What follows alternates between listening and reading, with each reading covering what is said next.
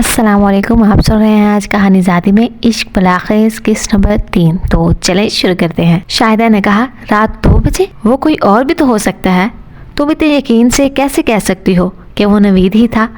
یقین تو ہمیں بھی نہیں آ رہا تھا، لیکن صبح فیروز نے کنویں کے پاس نوید کا شناختی کارڈ پڑا ہوا دیکھا تھا اور فوراً شاید اس کی خیر خبر کے لیے رابطہ کیا تو نوید نے خود اقرار کیا کہ وہ رات کنویں پر گیا تھا۔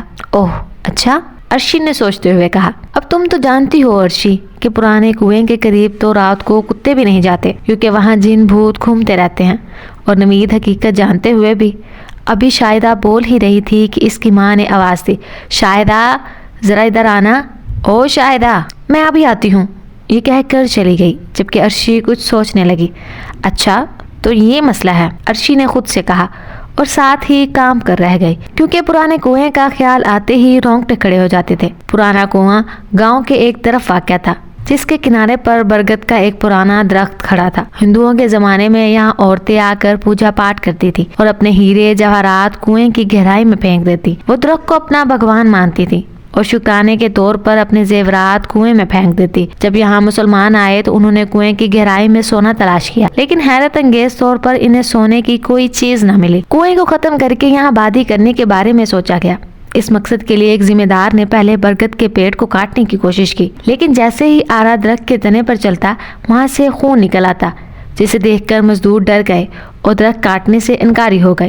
کنویں کو بند کرنے کے لیے اس سے مٹی سے بھر دیا گیا، لیکن دوسرے دن کنویں میں مٹی کی بجائے زہریلے کیڑے بھرے ہوئے تھے، جو آنن فانن ریگتے ہوئے قریبی بستی میں گھس گئے اور ہر گھر میں اتنی بیماریاں پھیلائیں کہ آئے دن کوئی نہ کوئی مرنے لگا۔ یہ صورتحال دیکھ کر ذمہ دار نے کنواں اور درخت کو اسی حالت میں رہنے دیا۔ اس کے بعد اس جگہ کو پرسرار اور عصیب زدہ سمجھا جانے لگا۔ وہاں رات کو کئی دفعہ گاؤں کے لوگوں نے عجیب مخلوقات دیکھی تھی۔ گاؤں کا کوئی کتا بھی اگر رات کو کنویں کے کنارے پر سوتا تو صبح مردہ ملتا، اس لیے کنویں کی دہشت مزید بڑھ گئی تھی۔ وہاں سے اکثر خواتین کے ہنسنے کی آوازیں سنائی دیتی تھی۔ غرض وہ جگہ بھاری سمجھی جانے لگی اور لوگوں نے وہاں شام کے بعد جانا ترک کر دیا۔ نہ جانے کن وجوہات کی بنا پر نوید کنویں پر رات کے 2 بجے اکیلا چلا گیا۔ کنویں سے سب خوف کھاتے تھے سوائے مائی بختوں کے، جو کنویں سے پورے 20 گز دور گاؤں کی گلی میں رہتی تھی۔ ایک تکیہ، ایک تسبیح اور ایک جائے نماز پہری اس کی کل کائنات تھی۔ لوگ اسے خدا ترسی میں کھانے کے لیے کچھ نہ کچھ دے دیتے۔ مائیں بختوں کے گرد سارا دن لوگوں کا جم غفیر رہتا تھا۔ ان کے ہاتھ میں خدا نے اتنی شفا دے رکھی تھی کہ وہ جس کو بھی دعا دیتی وہ خوشحال ہو جاتا اور ہر قسم کی بیماری اور تنگی ختم ہو جاتی۔ عرشی نے ہوش سنبھالتے ہی مائی بختوں کو وہیں اپنی مخصوص جگہ پر بیٹھے دیکھا۔ مائی بختوں دبلی پتلی ادھیڑ عمر تھی، ان کے چہرے سے ہمیشہ نور ٹپکتا تھا۔ وہ سارا دن تسبیح ہاتھ میں لیے کنویں کو گھوری جاتی۔ اگر کوئی اس کے سامنے آ کر کھڑا ہو جاتا تو وہ فوراً ہاتھ کے اشارے سے اسے سامنے سے ہٹا دیتی اور دوبارہ کنویں پر نظر گاڑ دیتی۔ لوگوں کو یقین ہو چلا تھا کہ مائی بختوں کا کوئی تعلق اس کنویں سے ضرور ہے، کہ وہ رات کو بھی وہاں جانے سے نہیں گھبراتی۔ آج عرشی نے واپسی شہر جانا تھا۔ جب گاڑی مائی بختوں کے ٹھکانے کے سامنے سے گزرنے لگی تو عرشی نے فوراً گاڑی رکوائی اور گاڑی رکتے ہی نیچے اتری۔ مائی بختوں کے قریب جا کر 2 جنوں بیٹھ گئی۔ اس نے مائی بختوں کے گھٹنے پکڑ لیے۔ مائی بختوں جو عرشی کی آمد سے قطعی بے خبر کنویں کو دیکھنے میں محو تھی، تسبیح کے دانے تیزی سے پھیرنے لگی۔ اماں خدا کے لیے میری مدد کرو، خدا کے لیے اماں، میرا نوید بس۔ مائی بختوں کی گرجدار آواز فضا میں گونجی۔ اس نے آنکھوں کا زاویہ بدلا اور عرشی کی آنکھوں کو بغور دیکھتے ہوئے کہا، تیری آنکھوں میں محبت نہیں، پیار نہیں، بلکہ عشق ہے۔ وہ تجھ سے تیرا عشق نہیں چھین سکتی۔ جا، خدا تیری مدد کرے گا۔ اور سن، ہار کبھی مت ماننا، ہمت کبھی مت ہارنا۔ جا، میری دعا تیرے ساتھ ہے۔ مائی نے عرشی کے سر پر ہاتھ پھیرا اور دوبارہ کنویں پر نظریں گاڑ کر عرشی سے لا تعلق ہو گئی۔ عرشی نے بھیگی آنکھیں پونچھی اور دوبارہ گاڑی میں آ کے بیٹھ گئی۔ عرشی کا دل پڑھائی سے اچاٹ ہو گیا۔ وہ یونیورسٹی صرف نوید کو دیکھنے جاتی تھی۔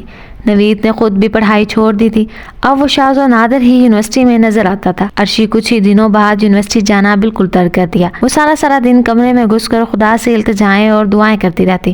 اس کے کمرے میں ضرورت کی اشیاء کے علاوہ قرآن مجید، جائے نماز، تسبیح ضرور موجود رہتی۔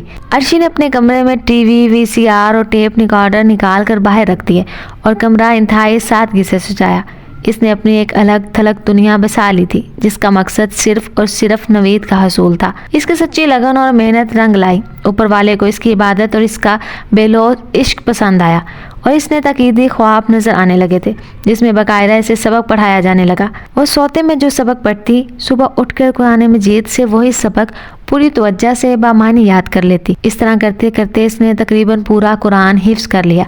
اسے اس کی دنیا کی کوئی خبر نہ تھی کہ روزمرہ زندگی میں اس دنیا میں کیا تبدیلیاں رونما ہو رہی ہیں۔ ہاں، البتہ اسے نوید کی پوری خبر تھی کہ وہ کیسا ہے، کہاں ہے اور کس حال میں ہے۔ اسے نوید کی پریشانی کے بارے میں علم ہو چکا تھا اور وہ اسی پریشانی کو دور کرنے کا سدباب کر رہی تھی۔ عرشی کو اس کی مقصد سے باز رکھنے کے لیے اندیکھی طاقتوں نے اسے نقصان پہنچانے کی بہت کوششیں کی، لیکن عرشی کی ایک مضبوط چٹان بن چکی تھی جس کے سینے میں قرآن پاک منور تھا کہ جس کی روشنی کے آگے کوئی ظاہری اور غیبی بلا ٹک نہیں سکتی۔